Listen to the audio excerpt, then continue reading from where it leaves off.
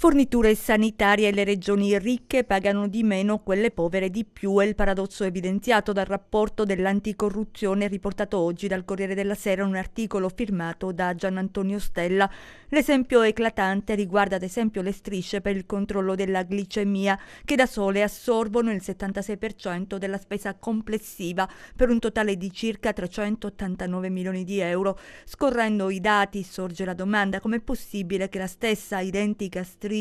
per misurare il glucosio nel sangue dei diabetici venga pagata a 21 centesimi in una regione ricca come la Val d'Aosta, 19 in Emilia-Romagna e 56 centesimi in Calabria? Certe differenze, lo stesso presidente Cantone ad evidenziarlo, sono macroscopiche, proprio come segnalato in un esposto dalle associazioni di diabetici che da più tempo evidenziano quanto sia indispensabile arrivare a costi standard. Pensate, ed è questa forse la considerazione, il calcolo che lascia amarezza, e cioè che con i soldi risparmiati dalla correzione di un sistema contorto si potrebbero pagare tutti i dipendenti dei musei italiani.